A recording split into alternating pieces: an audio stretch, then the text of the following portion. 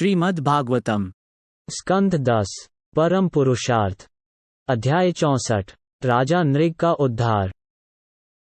श्री बादरायणी ने कहा, हे राजन, एक दिन सांब, प्रद्युम्न, चारु, भानु, गद और यदु वंश के अन्य बालक खेलने के लिए एक छोटे से वन में गए।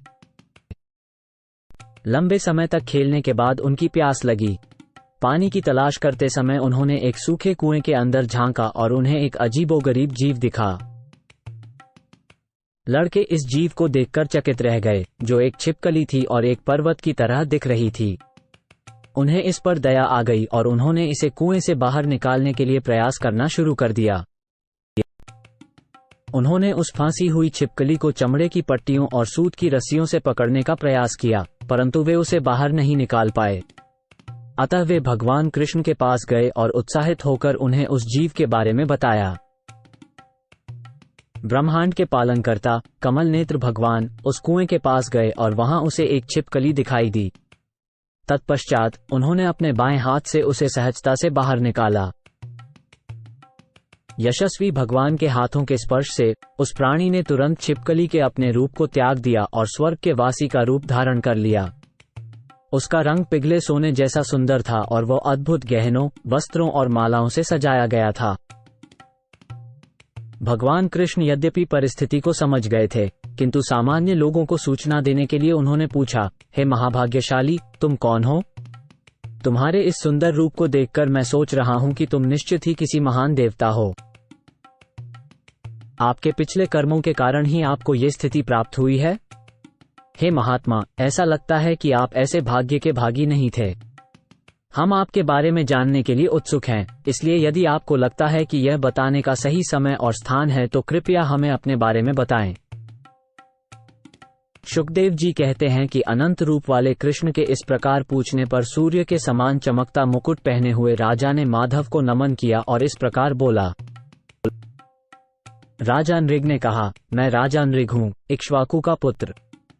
शायद हे भगवान, आपने मेरे विषय में तब सुना होगा जब दानियों के नाम गिनाए जा रहे होंगे।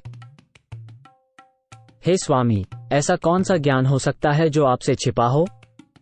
आपकी दृष्टि समय के बंधन से मुक्त है और आप हर प्राणी के मन के साक्षी हैं। फिर भी आपके आदेश पर मैं बोलूंगा। मैंने दान में उतनी गायें दी जितनी कि पृथ्वी पर बालू के कण हैं, आकाश में तारे हैं या फिर बारिश की एक बूंद में हैं। मैंने दान में जो गायें और उनके बछड़े दिए, वे जवान, भूरी, दूध देने वाली थीं। वे अच्छे आचरण वाली और सुंदर थीं। उनके कई अच्छे गुण थे। उन्हें ईमानदारी से कमाया गया था। उनके सींग सोने से मढ़े थे और खुर चांदी से। वे सुंदर सजावटी वस्त्रों और मालाओं से अलंकृत थीं। सर्वप्रथम मैंने दान प्राप्त करने वाले ब्राह्मणों को उत्तम आभूषणों से अलंकृत करके सम्मानित किया। वे अत्यंत आदरणीय ब्राह्मण जिनके परिवार कष्ट में थे, युवा थे और श्रेष्ठ चरित्र एवं गुणों से युक्त थे। वे सत्यनिष्ठ, तपस्या के लिए प्रख्यात, वैदिक शास्त्रों में पारंगत और आचरण में साधुवत थे। मैंने उन्हें गायें, भूमि, स्वर्ण, मकान, घोड़े, हाथी और दासी समेत विवाह के योग्य युवतियां, तिल, चांदी, सुंदर बिस्तर, वस्त्र, रत्न, गृहसज्जा सामग्री और रथ दान में दिए। इसके अतिरिक्त मैंने वैदिक यज्ञ किए और अनेक पवित्र कल्याण कार्य संपन्न किए। एक बार एक श्रेष्ठ ब्राह्मण की गाय भटककर मेरे झुंड में आ गई। इस बात से अनजान मैं उसे दूसरे ब्राह्मण को दान में दे दिया। जब गाय के पहले मालिक ने गाय को उठाकर ले जाते हुए देखा तो उसने कहा, वह मेरी है। दूसरे ब्राह्मण, जिसने उसे उपहार के रूप में स्वीकार किया था, ने उत्तर दिया, नहीं, वह मेरी है। उसे नृग ने मुझे दे दी थी। जैसे ही दोनों ब्राह्मण झगड़ रहे थे, हर एक अपने प्रयोजन को पूरा करने का भरपूर प्रयास कर रहा था, वे मेरे पास पहुंचे। उनमें से एक ने कहा, आपने ये गाय मुझे दी, और दूसरे ने कहा, लेकिन आपने उसे मुझसे चुराया। ये सुनकर मैं चकरा गया। इस स्थिति में अपने आप को कर्तव्य के भयंकर संकट में पाकर मैंने दोनों ब्राह्मणों से विनती की, मैं इस गाय के बदले 1,00,000 उत्तम गायें दूंगा। कृपया उस गाय को वापस कर दें। आप अपने सेवक मुझ पर दया करें। मैं नहीं जानता था कि मैं क्या कर रहा था। मुझे इस कठिन स्थिति से बचा लें, नहीं तो निश्चित रूप से मैं नर्क में गिरूंगा। गाय के इस मालिक ने कहा, हे राजन, मैं इस गाय के बदले में और कुछ नहीं चाहता, और वो चला गया। दूसरे ब्राह्मण ने घोषित किया, मैं 10,000 और गाय जो आप पेशकश कर रहे हैं भी नहीं चाहता, और वो भी चला गया।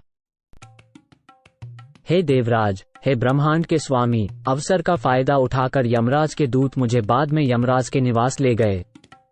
वहां स्वयं यमराज ने मुझसे पूछा। यमराज बोले, हे राजन, आप पहले अपने पापों के फल भोगना चाहते हैं या अपने पुण्यों के? यकीनन मुझे न तो आपके द्वारा किए गए कर्तव्यपूर्ण दान का अंत दिखाई देता है और न ही उसके परिणामस्वरूप स्वर्गलोक में आपके सुख भोगों का। मैंने कहा, हे प्रभु, पहले मुझे अपने पापों का फल भोगने दें। और यमराज ने कहा, तो नीचे गिर जाओ। मैं तुरंत नीचे गिर गया और नीचे गिरते समय मैंने खुद को एक छिपकली बनते देखा। हे स्वामी, हे केशव, आपका दास होने के नाते मैं ब्राह्मणों की भक्ति करता था और उनके प्रति उदार था, और मैं सदैव आपके दर्शन के लिए इच्छुक था। इसलिए आज तक मैं अपने पिछले जीवन को भूला नहीं हूं। हे महान देव, मैं आपको अपने सामने कैसे देख पा रहा हूं? आप तो वो परमात्मा हैं जिस पर महान योगियों और ऋषियों द्वारा ही ध्यानावस्था में अपने शुद्ध हृदयों में वेद रूपी ज्ञान के चक्षु के द्वारा ध्यान लगाया जा सकता है। तो हे प्रभु, आप मुझे सीधे कैसे दिखाई दे रहे हैं, जबकि मेरी बुद्धि भौतिक जीवन के कठिन कष्टों से अंधी हो गई है? केवल वही व्यक्ति जो इस दुनिया में अपनी भौतिक उलझनों को समाप्त कर चुका है, उसे आपको देखना चाहिए।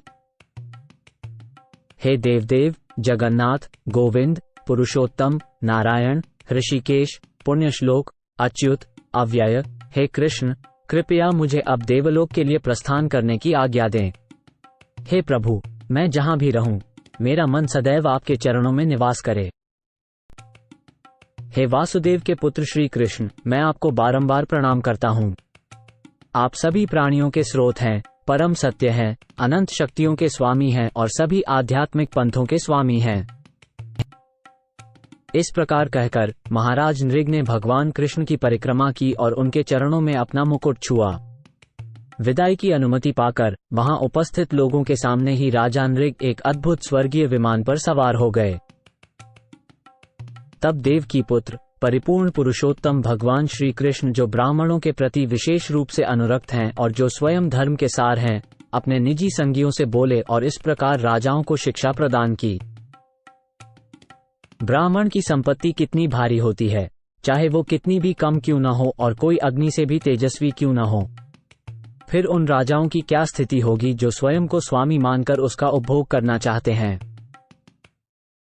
मैं हलाहल को असली विष नहीं मानता, क्योंकि इसका भी निवारण हो जाता है, किंतु ब्राह्मण की संपत्ति चोरी होने पर उसे सच्चा विष कहा जा सकता है, क्योंकि इस संसार में इसका कोई उपचार नहीं है।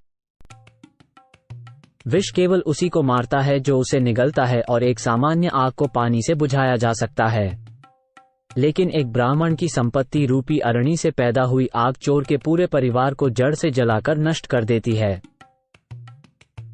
यदि कोई व्यक्ति उचित अनुमति के बिना ब्राह्मण की संपत्ति का उपयोग करता है, तो वो संपत्ति उसके परिवार की 3 पीढ़ियों को नष्ट कर देती है। किंतु यदि वो उसे बलपूर्वक लेता है या सरकार या अन्य बाहरी लोगों की सहायता से हड़प लेता है, तो उसके पूर्वजों की 10 पीढ़ियां और उसके वंशजों की 10 पीढ़ियां सभी नष्ट हो जाती हैं। राजसी ऐश्वर्य के मद में चूर राजा अपना पतन पहले से नहीं देख पाते। वे ब्राह्मण की संपत्ति के लिए मूर्खतापूर्ण इच्छा रखते हुए वास्तव में नरक जाने के लिए उत्सुक रहते हैं। उदारचेता ब्राह्मण जिनके आश्रित परिवार हैं और जिनकी संपत्ति चोरी कर ली गई है, उनके आंसुओं से जितने धूल के कण स्पर्श होते हैं, उन कणों की संख्या जितने वर्षों तक लूटपाट करने वाले अनियंत्रित राजा अपने राज परिवारों के साथ कुंभीपाक नामक नरक में तड़पते हैं। चाहे वो उस ब्राह्मण की स्वयं की दी हुई दान की वस्तु हो या किसी अन्य की, जो व्यक्ति किसी ब्राह्मण की संपत्ति की चोरी करता है, उसे 60,000 वर्षों तक मल में कीड़े के रूप में जन्म लेना पड़ेगा। मैं ब्राह्मणों के धन की कामना नहीं करता। जो लोग इसके लोभ में पड़ते हैं, उनकी आयु कम हो जाती है और वे परास्त हो जाते हैं। वे अपने राज्य खो देते हैं और दूसरों को कष्ट देने वाले सर्प बन जाते हैं। हे मेरे अनुयायी, विद्वान ब्राह्मण के साथ कभी कठोर व्यवहार मत करो, चाहे उसके द्वारा पाप ही क्यों न किए गए हों। यदि वह तुम्हें शारीरिक रूप से आहत करता है या बार बार शाप भी देता है, तब भी उसे नमस्कार करते रहो। जैसे मैं ब्राह्मणों को सावधानी पूर्वक प्रणाम करता हूं, वैसे ही तुम सभी को भी प्रणाम करना चाहिए। जो कोई भी ऐसा नहीं करेगा, मैं उसे दंड दूंगा। अगर किसी ब्राह्मण की संपत्ति को अनजाने में भी चुराया जाता है तो चोरी करने वाले व्यक्ति को अवश्य ही पतन होना पड़ता है, जैसे गाय के चोरी हो जाने से नृग को पतन होना पड़ा था। इस प्रकार द्वारका के निवासियों को उपदेश देकर समस्त लोगों को पवित्र करने वाले भगवान मुकुंद अपने महल में गए।